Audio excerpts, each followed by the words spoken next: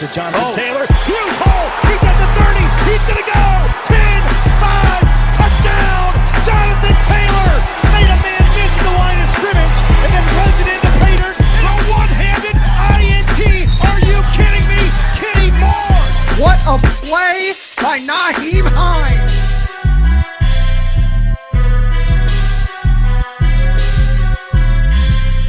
Horseshoe is back, baby.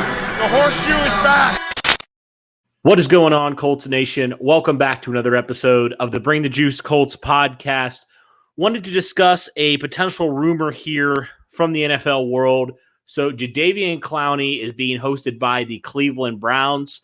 A couple teams were listed as teams who were kind of observing and kind of keeping tabs, if you will, on Jadeveon Clowney and that whole situation surrounding Cleveland.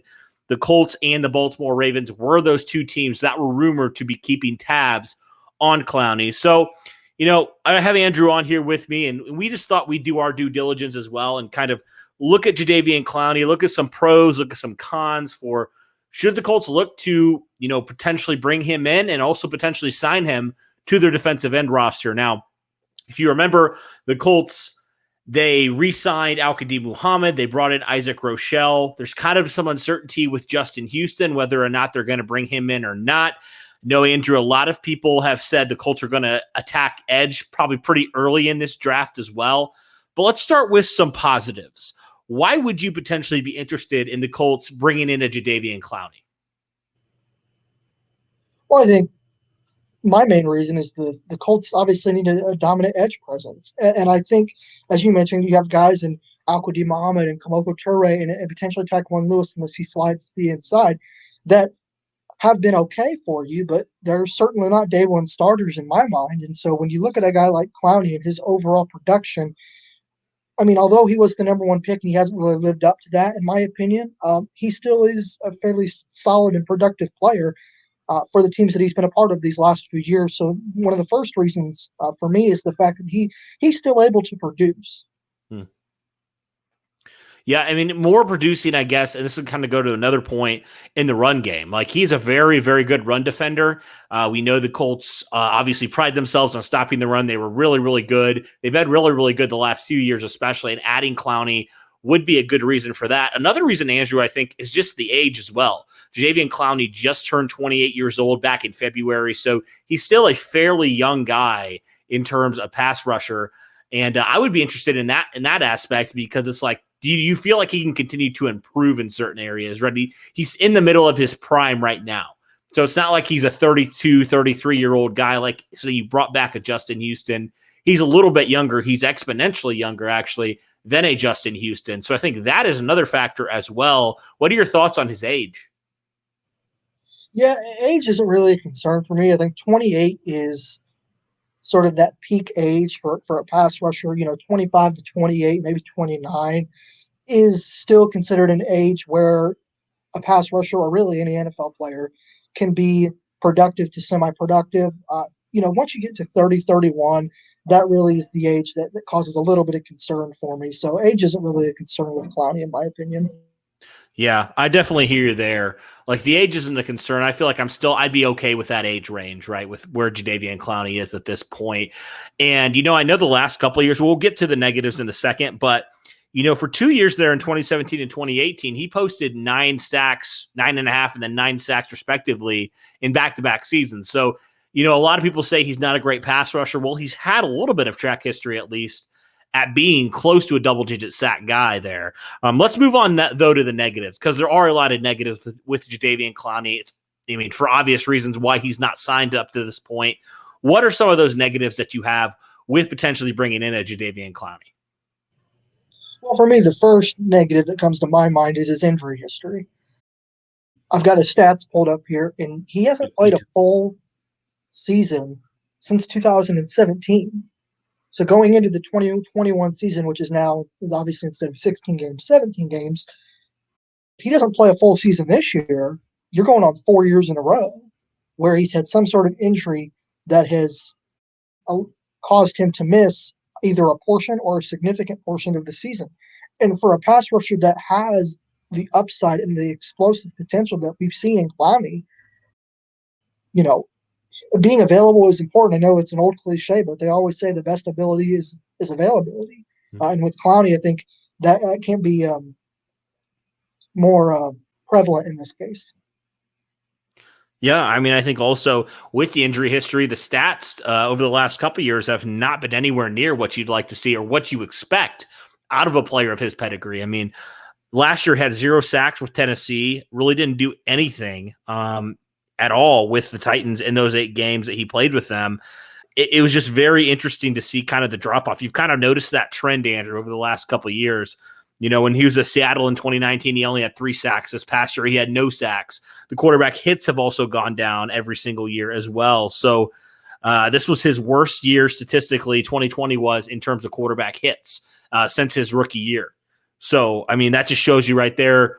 It's not really trending the best direction right now for Jadeveon Clowney, especially over the last couple of years. There are those concerns. It seems like he has had a couple down years, especially.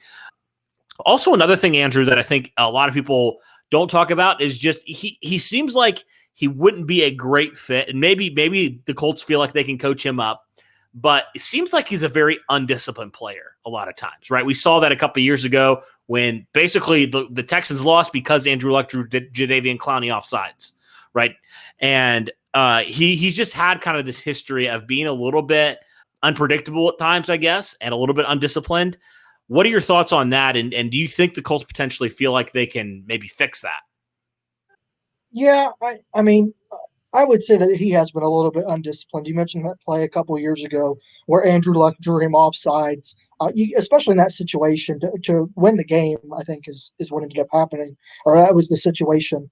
Yep. And you have to be obviously more disciplined in that case. You have to know that with Andrew Luck's cadence and his ability to fluctuate his voice, if you will, in such a unique way, that was probably what he was going to try and do. And Clowney obviously fell forward and jumped off sides. To me, is it fixable? Yeah. I mean, I guess this is going to seem like a really generic answer, but I guess it's more about paying attention. I mean, he's not a rookie. He's a veteran, and you should know better than to fall for silly cadence counts like he's been known to do. Obviously, you mentioned with Andrew Luck, and then in previous seasons as well with other teams. So yeah, to me, it's fixable, but it's more on him, I think, rather than the coaching staff. I think just another thing outside of Jadeveon Clowney as the player, there's also some other teams that are in on this. So Cleveland obviously is the front runner right now. There hasn't been anything officially coming out about if he's going to sign with Cleveland, if there's been an offer made or anything of that nature quite yet.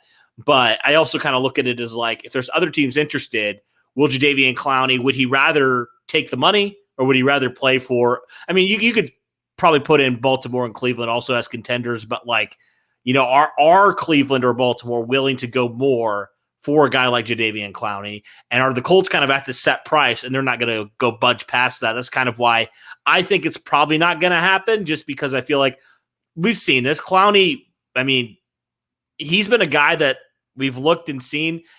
He's been a guy that's traditionally chased after the money the last couple of years, right? He hasn't really chased after being a contender so much as going after the money. I mean, he held out for how long trying to get that money? And obviously it kind of blew up in his face a little bit, but you know, I just don't know if he has the right mindset, I guess, for what the Colts defense is looking for and what the locker room is looking for. He seems like a guy that maybe is a little bit more concerned with making money, getting as rich as he can, rather than being a team type of player. Yeah, I totally agree. And I think you mentioned being a team player. We've mentioned this probably 100 times over, that Chris Ballard and Frank Reich harp on having solid veteran leadership within their locker room to help build on that young core, the young nucleus of players that they have established over the last 3 or 4 years. And you bring in a guy like Clowney, and it's not to say that he's been a locker room issue, but there's kind of a reason he's hit the market, right? Injury history, lack of production. Has there been an issue in the locker room to where, you know, he's maybe not a leader or as much of a leader as the organizations that he's been with previously, Seattle or Tennessee, would have expected him to be? You know, those are things to certainly take into consideration. And to me, I don't think it's going to happen either. I think Cleveland or Baltimore is going to probably hand him more money. That's sort of what he's been chasing, as you mentioned, the last couple of years.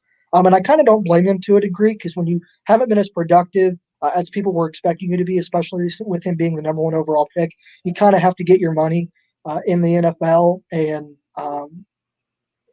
I don't blame him for wanting more money and potentially going elsewhere. But at the end of the day, to a degree, production equals paydays for a lot of players, especially pass rushers. And if Clowney really, really wants that long-term deal with a team, then he has to be able to stay healthy and he has to be able to produce at an elite level. I totally hear you there. I think there are cases to be made for both sides. I will say that. But yeah, I do think at the end of the day, it's going to come down to money, and the Colts aren't going to be the team that's going to get into a bidding war. We've seen it how many times now with Chris Ballard. I mean, how many times have the Colts been rumored in on a guy, and then the guy takes more money somewhere else? Like, it seems like that's such a Chris Ballard thing to kind of wait it out. And with Jadeveon Clowney, there are obvious reasons, like you mentioned, that he hasn't been signed, why he's still a free agent into April. This is one of those reasons. So it'll be interesting to monitor for sure. I would be genuinely shocked if the Colts did sign Jadeveon Clowney for all those reasons we said. But we'll see. I mean, you never know at this point what's going to happen, what Jadeveon Clowney, where his mindset is after all this. I have no idea. But it'll certainly, I would not be opposed for a player like Jadeveon Clowney to sign him just something cheap. I wouldn't be opposed to that. I just don't know, and I don't think that's going to happen. Based off of what we've seen, like you mentioned, Jadeveon Clowney, what he's been chasing the last couple of years. But what do you guys think? What do our listeners think? Do you guys think the Colts should go hard after Jadeveon Clowney, try to take him away from where he's at with Cleveland, or were you kind of like us where you're like, I don't know if I'd want him. I don't know if it makes much sense. Let us know in the comments below. That'll do it for this one, guys. Thanks so much for tuning in. And as always, go Colts.